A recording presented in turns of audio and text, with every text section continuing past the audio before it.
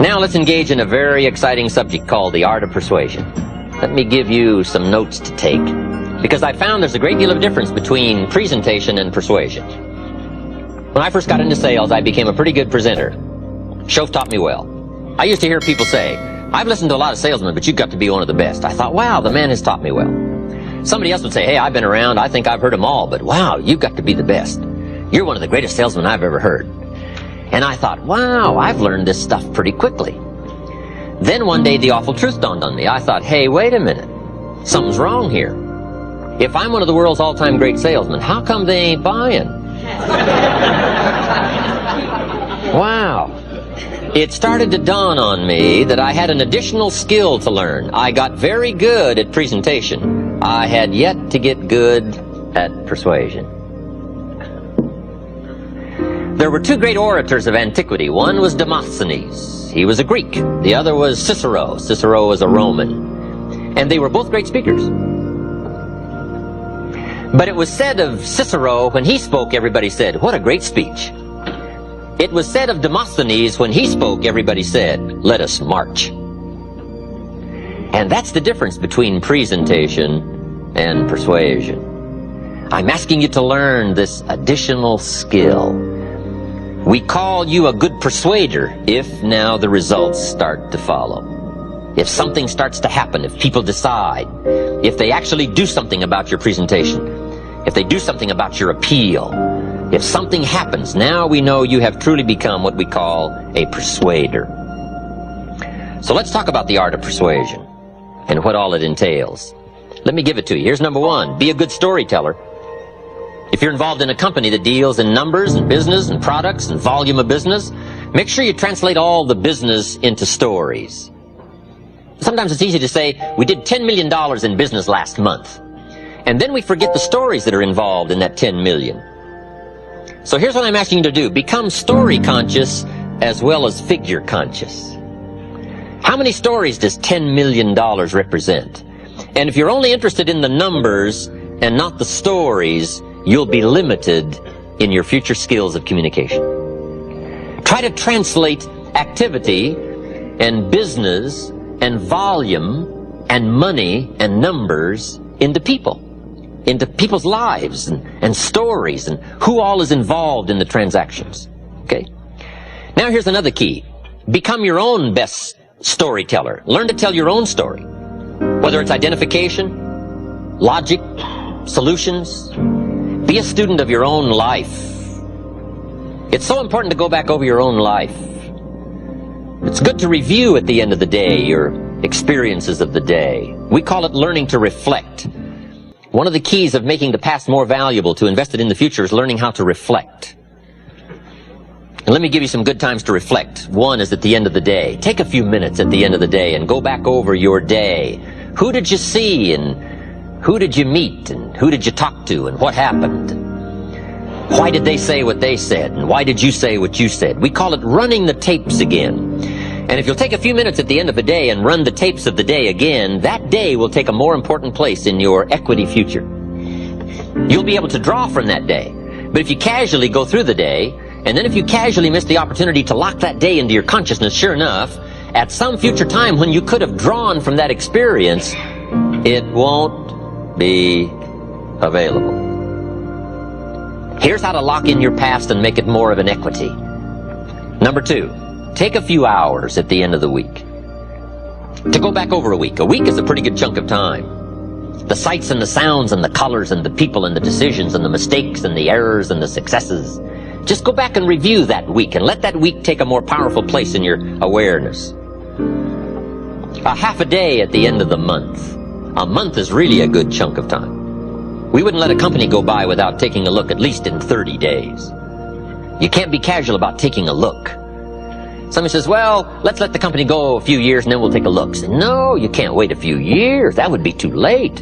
You could be so far off track. Now, I'm asking you not to let your life go more than about 30 days without taking a serious look at the numbers and what you've done and what you've said and how you've grown and your experiences, so that one more 30-day period takes a stronger place in your life.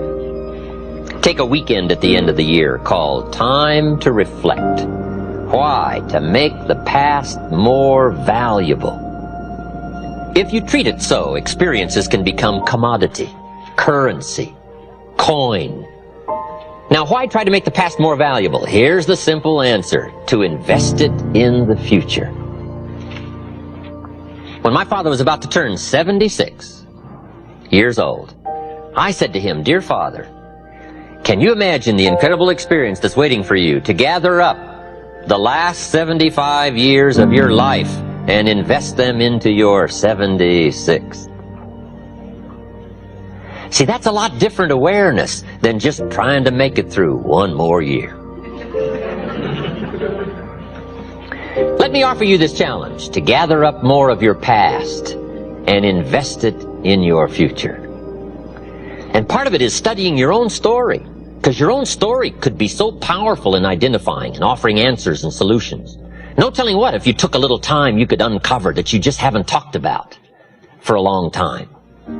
If you were to dig back, no telling what additional stories and experiences you could reawaken, so that when the opportunity came, you could draw from that experience and invest it into that conversation, and no telling who you could touch. And without it, it might be a touch you couldn't make and a reach for which you're too short. Stories, your story, other people's stories. What a great way to illustrate fact and ideas and philosophy is to use the stories of life, because that's the real stuff of life, the stories of life. All right, here's number 2 in the art of persuasion. Accurate facts. Accurate facts. We call it dealing in truth. Accuracy is very important. Here's why. It builds credibility. Credibility starts to weaken if you mess with the facts, the truth, the correct numbers. Now, everybody will give you room for what we call an unintentional error in dealing in facts. Now, see, if my watch says about 7:28, but if you were to ask me what time is it, and I was to say it's 7:30, you would allow me to be a couple of minutes off, right?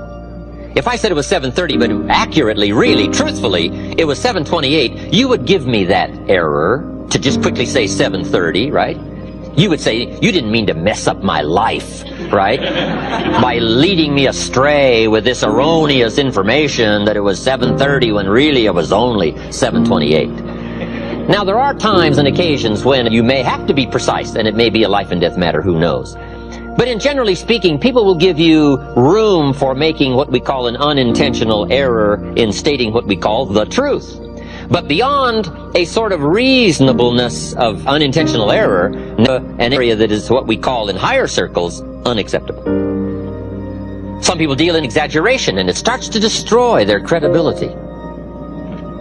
If you're giving testimony in a trial, and you're on the witness stand, if they catch you in one lie, guess what they do with the rest of your testimony?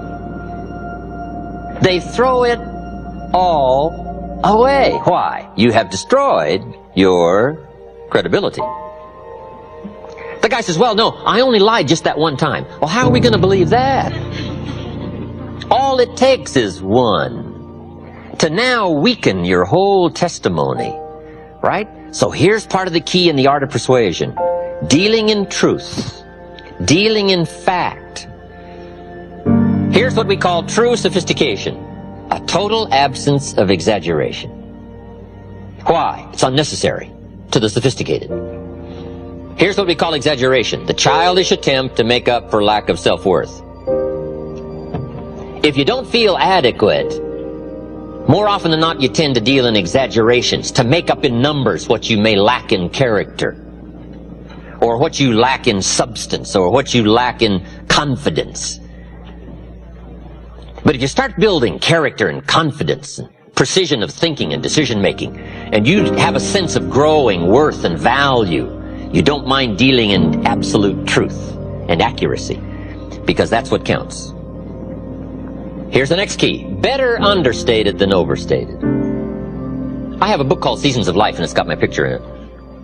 And it isn't the best picture. You know, the book came out about 3 years ago. I published it myself. Every once in a while somebody says, Mr. Rohn, this picture of you in this book, Seasons of Life, is not the greatest picture of you. I said, I know, that's why it's in there. So that when I show up, I'll look better than the picture. Right, a lot of people use these glamour Hollywood shots, right? And when they show up in person, they look a little used around the edges, right? I'd rather have people surprised on the upside than surprised on the disappointing side. If you're working with people, let me give you one of the greatest clues I've learned. When you're working with people, let them find out it was more than you promised, and let them find out it was easier than you said. Later, you always want people to be surprised that it's more than you promised, and it's easier than you said. Key here, learn to trust the truth. If the truth isn't enough, then all you have to do is become stronger yourself in presenting the truth. All right, number one was stories. Number two, accuracy, facts, telling the truth. Sometimes you never know who's going to be around to check the accuracy of your stories.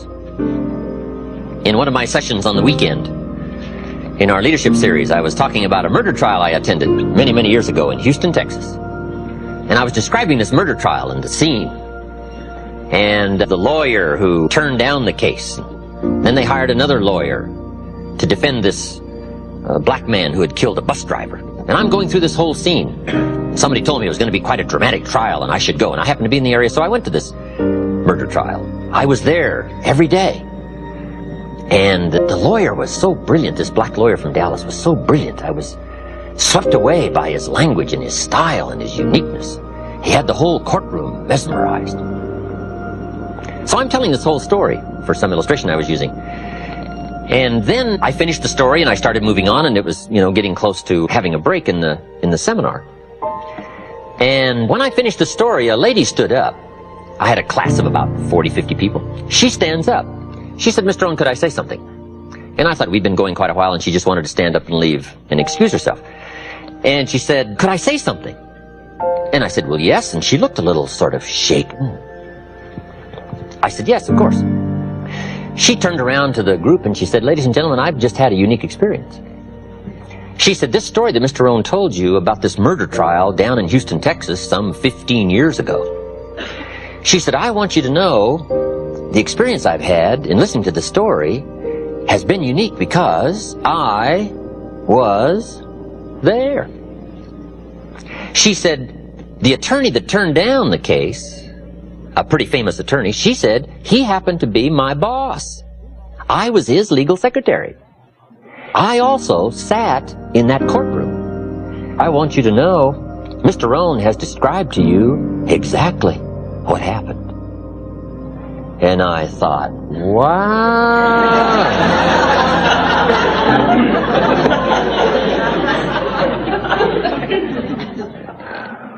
Close, right? I'm asking you, right? Tell accurate stories. Deal in truth, because you never know when 15 years later somebody's going to be sitting in your audience. Okay? But learn to trust the truth. There's nothing more powerful than the truth. I got an ancient quote for you. Here's what it is. The truth will set you free. That's what sets you free. The truth. Many people are dealing in affirmations, but I'll tell you what sets you free. The truth. The best thing to affirm is the truth. If you're broke, best thing to affirm is, I am broke. That's what you put up on the refrigerator. It's the truth that sets you free. Right? When you're shaving in the morning, gentlemen, if you're broke, you just put that up there. I'm broke. There's nothing better to set you free than the awesome facts, the truth. So deal in truth. Affirmation without discipline leads to delusion. And the discipline and the accuracy of knowing your situation. You say, well, that's a bit negative. You've got to deal somewhat in negativity. If you've got something fairly wrong with your heart, looks like you're going to need a major operation, how many x-rays do you want them to take to find out what's really wrong? Somebody says, oh, just take one and see if we catch it. You say, no, not my heart. How many x-rays do you want them to take? It's kind of a negative subject, taking x-rays. How many? As many as it takes to find the full extent of the facts called the negative problem. So best to state the truth. Now we can deal with truth. Now we can deal with the problem if we accurately state it and we take an x-ray that shows it in all of its insidiousness. Now we can go after it and we can effect a cure. Now we can start the positive treatment. But at first, you got to know the problem before you can find the answer.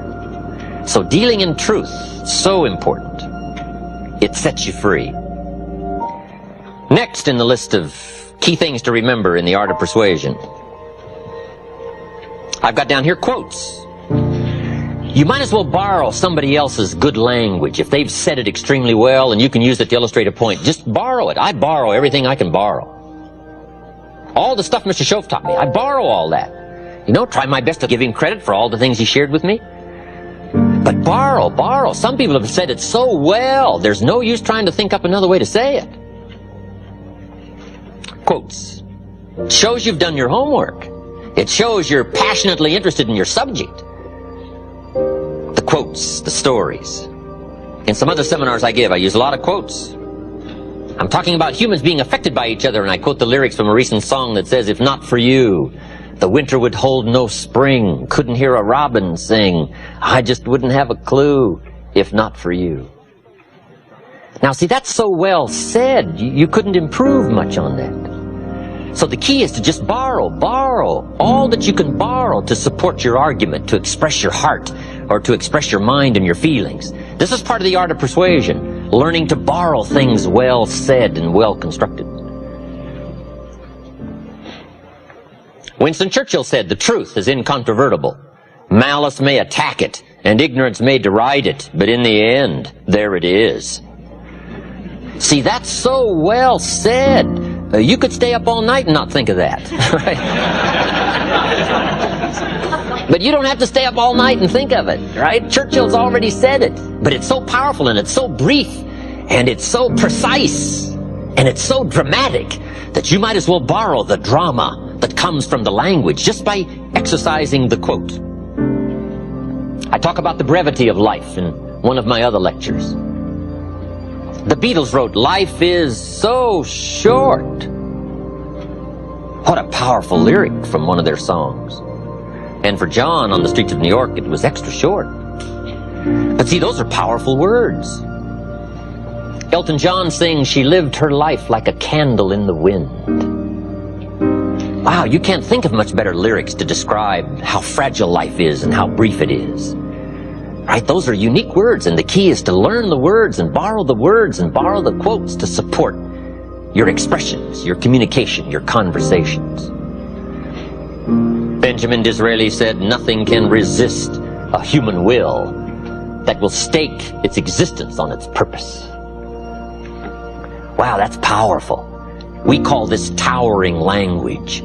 We call this climbing the summit of words and sentences and phrases that have incredible meaning, so briefly said and yet so powerfully done. And you might as well borrow the power and borrow the explanation and borrow the effect of somebody else's unique words. Just borrow those and put them into your presentation. You'll see the dramatic difference right away. John Kennedy said, "Winston Churchill had the ability in World War II to take the English language and send it into battle. And we were all inspired by the speeches, rallied to the cause, the tenacity to hang on, the visions of the rascal Hitler and his insidious, casting a long shadow over the land of Europe." Churchill had the ability to use the language to get us to see and to get us to think and to stir the mind and stir the heart and stir the soul. I'm telling you, words are so powerful. And think up words of your own that are powerful, but when you need it, reach and borrow somebody who has said it well and offer it for somebody to consider, to touch the heart and touch the soul and mend the problem and get somebody to decide, to try, to move, to change, to grow. Of course, this isn't an easy task. It wasn't meant to be easy. It was meant to be a price, because that's how you appreciate the promise of language. The language that affects the cure, the language that reaches and touches. You've got to go through some of these skills. Learn the craft. Now I've got another word down here you might not have that much use for. It's called oratory. Oratory is a dramatic way of saying something.